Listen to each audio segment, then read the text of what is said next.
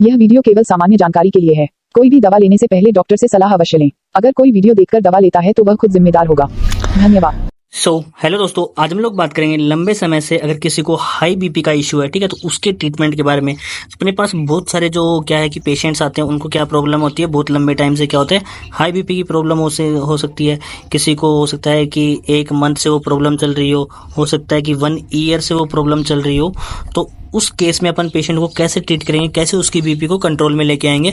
अगर किसी की लंबे समय से मतलब क्रोनिक हाई बीपी अगर है, हाइपरटेंशन, तो उसको कैसे ट्रीट करते हैं, कैसे उसका मैनेजमेंट करते हैं, ठीक है, उसका मैनेजमेंट का क्या प्रोटोकॉल होता है, उसकी आज अपन लोग बात करेंगे। ठीक है, तो सबसे पहले अगर मैं बात करता हूँ कि उसके जो मुख्य कारण होते हैं, ठीक है, जैसे कॉजेस क्या क्या होते हैं, ठीक है, सिम्टम्स में सीधी सी बात है कि उसकी जो बीपी होती है वो हाई रहेगी। ठीक है, तो अगर मैं सबसे पहले उसके कोजेस की बात करूं तो कोजेस में सबसे पहले आता है कि जेनेटिक। ठीक है, अगर किसी का हो सकता है कि उसी के जैसे कि पापा के अंदर या फिर हो सकता है कि मम्मी के अंदर पहले से अगर उनकी जो बीपी है अगर वो हाई है, तो हो सकता है कि बच्चे के अंदर भी क्या मिलेगी अपने को, बीपी हाई होने के चांसेस ज्यादा होते हैं। तो मतलब जेनेटिक तरीके से भी एक फैक्टर हो सकता है। ठीक है, उसके बाद में मैं बात करता हूँ कि एज, जो ओल्ड एज के जो पर्सन होते हैं, ठीक है, उनमें जो बीपी की होती है वो हाई मिलती है अपने को। ठीक है, उसके बाद में जो नेक्स्ट कारण है वो हो सकता है ओबेसिटी। ठीक है,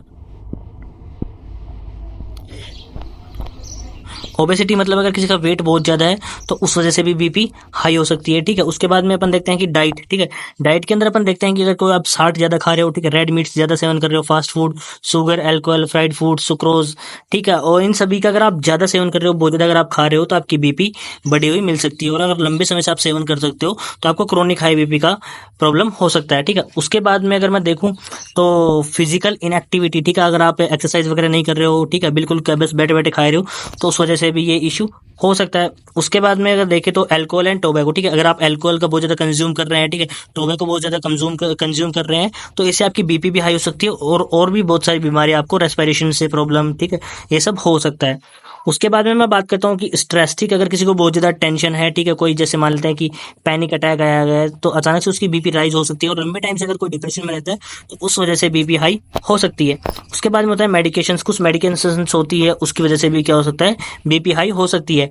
तो जो हाई बीपी होती है, ठीक है, उसको जो बहुत लंबे टाइम से अगर चल रही है तो उसको कैसे मैनेज करना है, ठीक है, उसका क्या प्रोटोकॉल होता है कि किस हिसाब से स्टेप बाय स्टेप उसको मैनेज करना होता है, तो उसके बारे में आज हम लोग बात करेंगे। तो सबसे पहले अपने को क्या करना है कि जो बीपी मेजर की जाती है वो BP over 18 years old adult, ठीक है, एडल्ट की बीपी मेजर की जाती है। ठीक है, उसके बाद में जो अपने को सबसे पहले क्या करना है, उसकी बीपी मेजर करनी है। ठीक है, हाई बीपी को अपन कैसे पहचानेंगे, जो सिस्टोलिक बीपी प्रेशर है, अपन कभी भी देखते हैं कि जो बीपी इंस्ट्रूमेंट होता है, ठीक है, उसके अंदर आपको बीपी जो मिलती है एस बीपी और डी बीपी, ठीक है, ऐसे करके 2 पॉइंट मिलते हैं।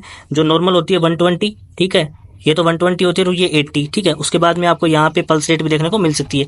तो ये 120 जो है ये सिस्टोलिक ब्लड प्रेशर है, ठीक है, ये जो 80 जो है डायस्टोलिक ब्लड प्रेशर है। तो अगर मैं हाई बीपी की बात करता हूँ, ठीक है, तो हाई बीपी अगर कब मानी जाएगी, अगर सिस्टोलिक ब्लड प्रेशर जो अपर साइड में आता है वो 140 से ज्यादा है, तो मानेंगे कि वो क्या होता है, एक हाई मतलब कि हाई बीपी का पेशेंट है। ठीक है, जो डायस्टोलिक ब्लड प्रेशर है वो 90 से अबव होना चाहिए, mmHg जो इसकी यूनिट होती है। ठीक है, तो इस केस में अगर ऐसे ही अगर किसी का अपन मेजर कर रहे हैं और ये जो 140 से अबव बीपी आ रही है, तो अपन मानेंगे कि उसकी बीपी क्या हुई, बढ़ी हुई है, उसको हाई बीपी की प्रॉब्लम है। ठीक है, तो अब उसके बाद में बात आती है कि इसको कैसे ट्रीट करना है, कैसे इसको मैनेज करना है, स्टेप बाय स्टेप इलाज के बारे में हम लोग देखते हैं।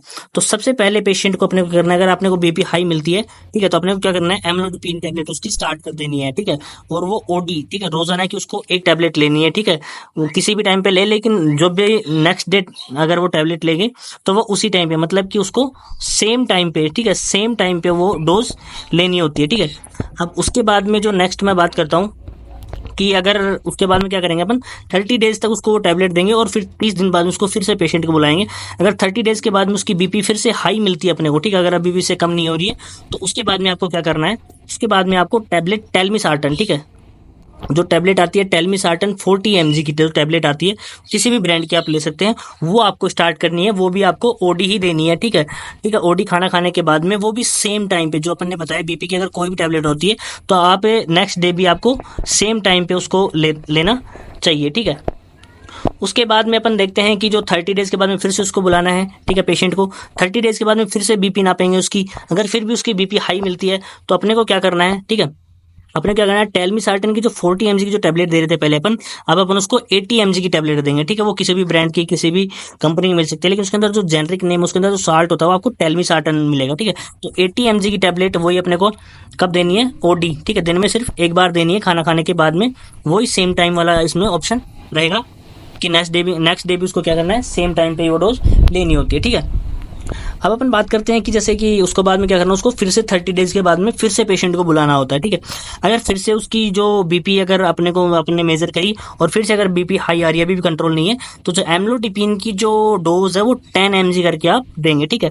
10 mg एम्लोडिपिन आप उसको पर डे चलाएंगे, ओडी दिन में सिर्फ एक बार, वो भी खाना खाने के बाद में, वही सेम टाइम पे, ठीक है। आपको टाइम का ध्यान रखना है कि जैसे आज रात को 8 बजे लिया तो कल भी रात को 8 बजे ही लेना होता है खाना खाने के बाद में, ठीक। उसके बाद में मैं बात करता हूँ कि 30 डेज के बाद में उसको फिर से पेशेंट को बुलाना है कि उसकी बीपी कंट्रोल हो रही है कि नहीं हो रही है। उसके बाद में भी अगर अपन देखते हैं कि बीपी फिर से भी कंट्रोल नहीं हो रही है, तो अपने को क्या करना है, जो टैबलेट क्लोरथेलिडोन 12.5 mg जो टैबलेट आती है, 12.5 mg की टैबलेट सीटीडी के नाम से जो इप्का कंपनी की आपको देखने को मिल जाएगी, ठीक है। किसी भी ब्रांड की आप ले सकते हो उसके अंदर, लेकिन जेनरिक नेम उसका होना चाहिए क्लोरथेलिडोन, ठीक है। 12.5 mg की टैबलेट आप उसको चलाएंगे 1 महीने तक, वो आपको ओडी देनी है, ठीक है। दिन में सिर्फ एक बार देनी है, वही सेम टाइम पे, ठीक है। तो ऐसे करके आप स्टेप बाय स्टेप उसको ट्रीटमेंट देंगे, ठीक है। क्लोरथेलिडोन टैबलेट आपको 30 दिन बाद चलानी, फिर से आपको पेशेंट को 30 दिन के बाद वापस से बुलाना है।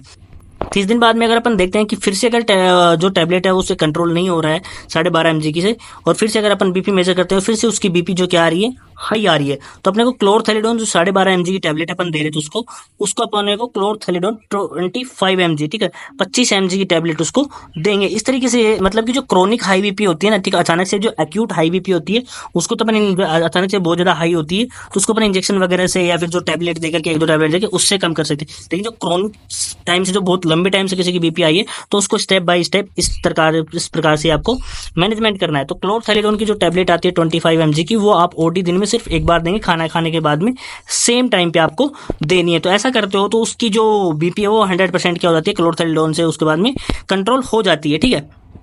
तो इस प्रकार से आपको देना है। अगर फिर भी आप कोई कॉम्प्लिकेशन हो सकता है किसी पेशेंट में, फिर भी अगर बीपी उसकी हाई आती है तो आप उसको रेफर करेंगे, जिससे क्या हो सकता है उसके बाद में जो उसकी इन्वेस्टिगेशंस, मतलब कि जो हार्ट की जो इन्वेस्टिगेशंस करके ही फिर उसको दवाई दी जाती है। क्लिनिक पे आप सिर्फ इतना करेंगे, उसके बाद में आप उसको किसी कार्डियोलॉजिस्ट जो होता है उसके पास रेफर करेंगे ताकि इन्वेस्टिगेशन करके उसको सही से ट्रीटमेंट मिल सके। इस प्रकार से जो बीपी क्या होती है वो कंट्रोल की जा सकती है। अब उसके कुछ कॉम्प्लिकेशंस हो सकते हैं कि जैसे कि जो कोई महिलाएं होती है जो प्रेग्नेंट है, मतलब गर्भवती है या फिर होने वाली है, ठीक है, हो सकती है, ठीक है, मतलब ये चांसेस है, तो उसको क्या करना है, आपको टेलमिसार्टन और क्लोरथेलिडोन टैबलेट कभी भी नहीं देनी है, ठीक है। यह चीज आपको ध्यान रखनी है।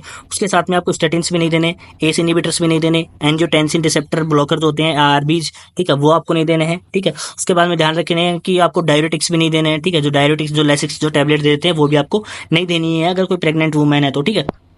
उसके बाद में अपन उसको दे कह सकते हैं कैल्शियम चैनल ब्लॉकर्स, ठीक है, कैल्शियम चैनल ब्लॉकर उसको दे सकते हैं या फिर एक स्पेशलिस्ट को भी अपन रेफर कर सकते हैं अगर ठीक नहीं हो रही तो, ठीक है। उसके बाद में जो कॉम्प्लिकेशन आती है, अगर कोई डायबिटिक पेशेंट है तो वो उसको प्रोटोकॉल के अकॉर्डिंग आपको ट्रीट करना है, ठीक है। तो पहले तो आप उसको मतलब कि उसको आप डायरेक्टली उसको जो ARB जो होते हैं, एंजियोटेंसिन रिसेप्टर ब्लॉकर जो होते हैं, या फिर एंजियोटेंसिन जो एंजाइम होता है उसके इनहिबिटर्स होते हैं, उनको भी आप दे सकते हैं, ठीक है।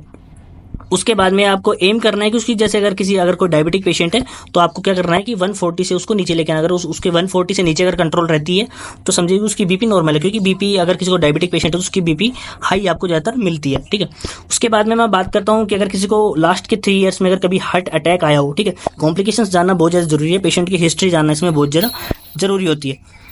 अगर किसी पेशेंट को लास्ट के 3 ईयर्स में अगर हार्ट अटैक आया हो तो ठीक है, तो आपको क्या करना है, बीटा ब्लॉकर ऐड करना है, जैसे ARBs, ACIs, ठीक है। और आपको शुरू में एम्लोडिपिन उसको दे सकते हैं, ठीक है। उसके बाद में आपको ARBs और ACIs अपन उसको दे सकते हैं, ठीक है। उसके बाद में जो हार्ट अटैक और नॉन हिमोरेजिक स्ट्रोक जो आते हैं, ठीक है, जो तो उसमें क्या करना है, लो डोज ऑफ एस्प्रिन देने हैं आपको, ठीक है। लो डोज ऑफ एस्प्रिन के साथ में आप उसको स्टेटिन्स दे सकते हैं, ठीक है। उसकी ऐसे बीपी आप कंट्रोल कर सकते हैं। उसके बाद में जो people with high CVD risk, मतलब कार्डियोवैस्कुलर डिजीज की जिसको हाई रिस्क होती है, उसको आप एस्प्रिन के साथ में स्टेटिन्स दे सकते हैं। अगर किसी को लंबे टाइम से किडनी की प्रॉब्लम हो रही है, किडनी डिजीज होती है, तो उसको जो एंजियोटेंसिन कन्वर्टिंग एंजाइम जो होता है, ठीक है, उसको या फिर अपन जो एंजियोटेंसिन जो रिसेप्टर ब्लॉकर होते हैं उनको अपन प्रीफर कर सकते हैं, ठीक है। आप उनको ये टैबलेट दे सकते हैं और उसकी बीपी को एम करना है 125 से आपको नीचे लेके आना है। तो इस प्रकार से अगर कोई कॉम्प्लिकेशन आपको पेशेंट में मिलता है तो उसको ऐसे आप ट्रीट कर सकते हैं। अब आप किस किस पेशेंट को रेफर करेंगे? अगर आपको कंट्रोल अनकंट्रोल हाइपरटेंशन है, बहुत ज़्यादा हाइपरटेंशन उसका आ रही है, ठीक है, कार्डियोवैस्कुलर डिजीज अगर किसी को है,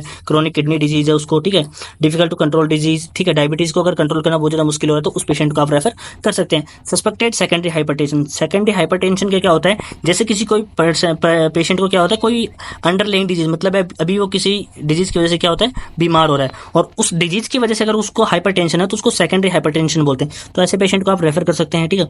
उसके बाद में अगर आपने प्रोटोकॉल्स के हिसाब से मेडिकेशन दी और उसका जो एडवर्स इफेक्ट आ रहा है तो उस केस में आप उसको रेफर कर सकते हैं, ठीक है। वुमेन जो अगर कोई प्रेगनेंसी में है तो उसको भी आप रेफर कर सकते हैं। तो इन चीज़ों का आपको ध्यान रखना है, इन चीज़ों को आप हैंडल करने की कोशिश ना करें।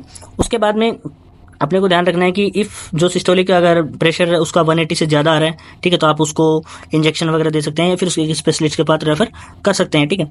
और अगर उसकी जो ब्लड प्रेशर है वो 160 से 179 के बीच में आ रहा है, ठीक है, तो उसको आप हाथों हाथ उसी दिन क्या करेंगे, ट्रीटमेंट स्टार्ट करेंगे, ठीक है। उसी दिन आपको 1 महीने की टैबलेट्स उसको देनी है। अगर किसी की बीपी 140 159 के अबाउट है, ठीक है, तो आप उसको कभी मतलब कि टैबलेट दे सकते हैं 1-2 दिन के लिए भी, फिर आप उसको चेक कर सकते हैं, ठीक है। उसके बाद में आप मतलब कि ट्रीटमेंट को स्टार्ट कर सकते हैं। 1-2 दिन की डोज देंगे, अगर फिर भी बढ़ी हुई है तो आप उसको 1-2 दिन की मतलब कि ट्रीटमेंट स्टार्ट कर सकते हैं। अदरवाइज आप उसको पहले 1-2 दिन की देंगे। अगर किसी को इतनी बीपी इस क्राइटेरिया में आती है, अगर इस क्राइटेरिया में आती है तो उसको आप 1 महीने की टैबलेट दे सकते हैं, ठीक है।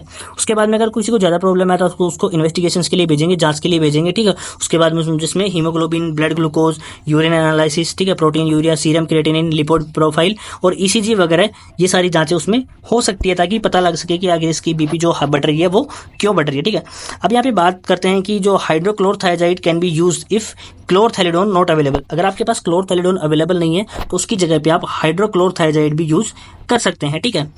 इसके बाद में इसकी जो डोज लिखी हुई है, ठीक है, इसकी जो डोज होती है क्लोरथायजाइड, अगर आपके पास अवेलेबल नहीं है तो आप उसको हाइड्रोक्लोरथायजाइड दे सकते हैं, ठीक है। उसके बाद में अगर उसकी जो लाइफ स्टाइल होती है, उसको खाने पीने के लिए अपने को पेशेंट को क्या सजेस्ट करना है कि पेशेंट की जो बीपी है वो जल्दी से कंट्रोल हो सके। उसको मतलब नमक बहुत कम देना है, ठीक है, तंबाकू बिल्कुल भी नहीं खाना है, उसको अल्कोहल के लिए मना करना है। 30 मिनट के लिए आप उसको घूमना फिरना बताएंगे, ठीक है। हल्की एक्सरसाइज करना, ज़्यादा हैवी एक्सरसाइज नहीं करना है, ठीक है। उसको अगर किसी ओबेसिटी पेशेंट है तो उसको वेट रिड्यूस करने के लिए बोलेंगे और कम से कम फ्राइड खाना या ऑयली खाना बहुत ही कम उसको खाना है, बिल्कुल भी नहीं खाना है, बाहर का खाना बिल्कुल भी। ये सब चीज़ आपको ध्यान रखनी है, तभी जाके उसकी बीपी कंट्रोल हो सकती है।